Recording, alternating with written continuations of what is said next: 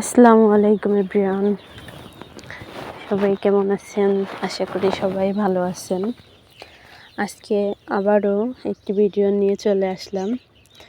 এই যে মাটি প্রসেসিং করতেছি, এই মাটিগুলো দিয়ে এখন আমি পিঠার সাজ বানাবো, সাজ, ঢাকনা এগুলো বানাবো। তো দেখুন আপনারা কেমন হলো।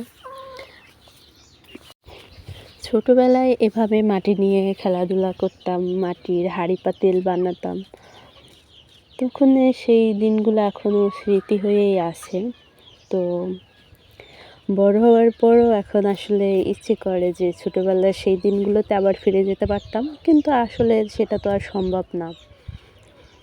তাই নিজের ইচ্ছাটা পূরণ করার জন্য আগের মতো করে আবারও এই যে মাটি দিয়ে হাঁড়ি পাতিল বানানো শুরু করে দিলাম। অনেক কিছুই আমার বানানো হয়েছে এখন পর্যন্ত। এই যে এখন আবার এই যে পিঠার সাজ বানাবো, মাটির চুলা, মাটির হাঁড়ি পাতিল, খেলনা অনেক কিছুই বানিয়েছি। এই সাজ বানাবো, তারপরে আরও অনেক কিছুই বানাবো। এই মাটি দিয়ে ফুলদানি বানাবো। তো কী কী বানাই আমি আপনাদের সাথে শেয়ার করব, দেখবেন।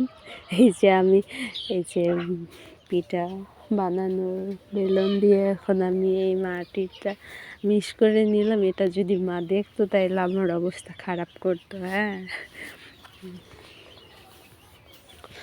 তো এই যে দেখুন, সাজ বানানোর জন্য আমি কিন্তু এখন এই গোলটা আগে করে নিছি। মাটিতে রাখলে যেহেতু নষ্ট হয়ে যাবে, এই কারণে আমি এটা চেপাইয়ের উপরে রাইখা তারপরে আর কি কাগজের উপরে রাখছি, যাতে নিচের মাটিটা না উঠে যায়। এই তো, তারপরে এই যে ছোট চামচ দিয়ে আমি মুখ করে নিচ্ছি যে পিঠার যে ঘরগুলো একটু শেপ দিয়ে নিলাম। এই যে প্রথমে আমি ভাবছিলাম যে একটু কাপড় দিয়ে আমি মনে হয় এগুলো বানাতে পারবো, কিন্তু পরে দেখলাম যে না, হয় না, এগুলো এটা দিয়ে বানানো যায় না। এই যে দেখতে থাকুন, এখন আমি পিঠা বানানোর সাজ বানাচ্ছি। তো আমার মতো কে মাটি দিয়ে এভাবে খেলনা জিনিসপত্র বানান, অবশ্যই সবাই কমেন্ট করবেন। আর আমার এই মাটির জিনিসগুলো কেমন হলো সেটা কমেন্ট করে জানিয়ে দেবেন। যদিও প্রথমবার বানাচ্ছি, এখন বড় হওয়ার পরে তো আর এগুলো কখনো বানানো হয়নি। তার চেষ্টা করছি ভালো করার। প্রথম অবস্থায় একটু এরকমই থাকে, কিন্তু এগুলো শুকানোর পরে আরও সুন্দর হয় কিন্তু। হ্যাঁ, এখন এরকমই থাকবে। তো এই যে দেখুন কেমন হলো, ভালো লাগলো অবশ্যই জানাবেন।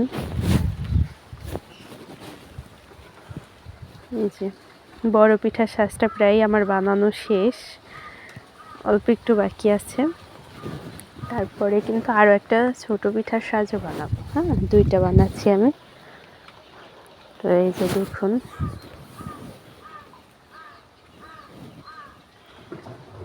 এগুলো আরও সুন্দর করতে হবে। এখন শুধুমাত্র মাটি দিয়ে এরকম রাখলাম, পরে এগুলো আরও সুন্দর করে দিতে হবে। কিন্তু প্রথম অবস্থায় মাটিটা একদম নরম থাকে, এ কারণে কিন্তু প্রথমে সুন্দর করা যায় না অতটা। তারপর আস্তে আস্তে করে এটা লিপ দিলে পরে আরও সুন্দর হবে। তো এটার ফাইনাল লুক অবশ্যই আপনাদের দেখাবো।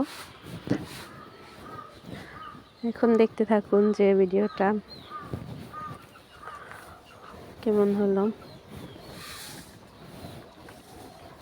যে একদমই শেষের পর্যায়ে, এতক্ষণ ধরে আপনাদের অনেক কথা শুনিয়ে এসেছি। তো আপনারা কেউ কিছু মনে করবেন না। ভিডিওটা ভালো লাগলে লাইক, কমেন্ট, শেয়ার করে দিবেন, এবং যদি ভালো নাই লাগে স্কিপ করে চলে যাবেন। তো এতক্ষণ ভিডিওটা দেখার জন্য আপনাদের অসংখ্য ধন্যবাদ। তো ভালো থাকবেন, সুস্থ থাকবেন। আল্লাহ হাফেজ। ভালো লাগলে ভিডিওটা সম্পূর্ণ দেখুন।